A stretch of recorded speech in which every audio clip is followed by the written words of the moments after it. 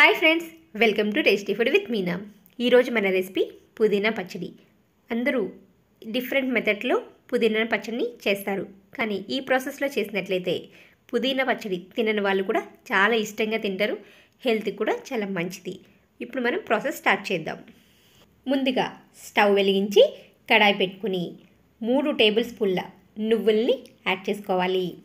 లో ఫ్లేమ్లో ఈ నువ్వులు చిటపటమనేంత వరకు వేయించుకోవాలి. ఈ విధంగా లో ఫ్లేమ్లో నువ్వులని వేగిన తర్వాత ఒక బౌల్లోకి తీసుకుని పక్కన ఉంచుకోండి. స్టవ్ మీద కడాయి పెట్టుకుని 2 టేబుల్ స్పూన్ల ఆయిల్ని యాడ్ చేసుకోండి.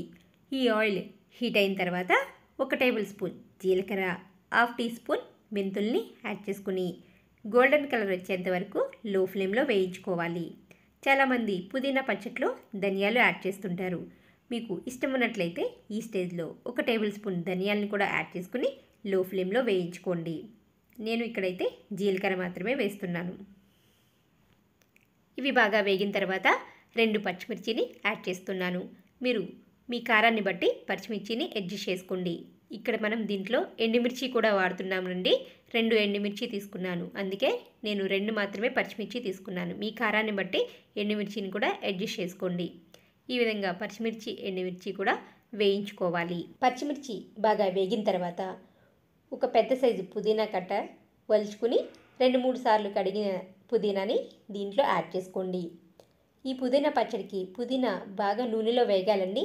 అప్పుడు మాత్రమే చట్నీ టేస్ట్ బాగుంటుంది, లేదంటే టేస్ట్ అంత బాగా ఉండదు. ఈ స్టేజ్లోనే ఒక చిన్న నిమ్మకాయ సైజ్ అంతా చింతపండుని యాడ్ చేసుకోండి. అప్పుడు మీకు మిక్సీలో ఈజీగా నలుగుతుంది. చూసారు కదా, వీడియోలో చూపించిన విధంగా పుదీనా బాగా వేగిపోవాలి.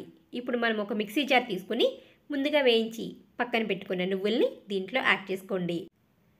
2 లేదా 3 వెల్లుల్లి రెబ్బల్ని కూడా దీంట్లో యాడ్ చేసుకుని మీ టేస్ట్ని బట్టి 1 టేబుల్ స్పూన్ సాల్ట్ని యాడ్ చేసుకోండి. అలాగే మనం ముందుగా వేయించి చల్లార్చుకున్న ఈ పుదీనాని కూడా దీంట్లో వేసుకుని కొంచెం వాటర్ పోసుకుంటూ మీరు మిక్సీ పట్టుకోవాలి. మరీ మెత్తగా మిక్సీ పట్టకూడదండి, మనం రోట్లో రుబ్బినట్లుగా మిక్సీ పట్టుకోవాలి. మరీ ఎక్కువ వాటర్ కూడా పట్టదు దీనికి. స్టవ్ మీద బాండీ పెట్టుకుని 3 టేబుల్ స్పూన్ల ఆయిల్ని యాడ్ చేసుకోండి. ఈ ఆయిల్ హీట్ అయిన తర్వాత బాగా దంచిన 4 లేదా 5 వెల్లుల్లి రెబ్బల్ని వేసుకోండి. ఈ వెల్లుల్లిపాయలు ఎంత బాగా వేగితే చట్నీ అంత టేస్టీగా ఉంటుంది. అలాగే 1/2 టీ స్పూన్ ఆవాలు, 1/2 టీ స్పూన్ జీలకర్ర, 1/2 టీ స్పూన్ మినపప్పు, 1/2 టీ స్పూన్ పచ్చిశనగపప్పును కూడా వేసుకుని దోరగా వేయించుకోవాలి. ఎండుమిర్చి లాస్ట్ని వేస్తేనే మీకు మిర్చి మాడిపోకుండా ఉంటుంది. కరివేపాకును కూడా యాడ్ చేసుకుని ఈ తాలింపులో మనం ముందుగా రుబ్బి పక్కన పెట్టుకున్న పుదీనా పచ్చడిని యాడ్ చేసుకోండి. ఒక 2 నిమిషాల పాటు వేయించుకుంటే మన పుదీనా పచ్చడి రెడీ అయిపోయినట్లే. చాలా టేస్టీగా ఉంటుందండి, హెల్తీ కూడా. తప్పకుండా ఒకసారి ట్రై చేయండి. Thanks for watching.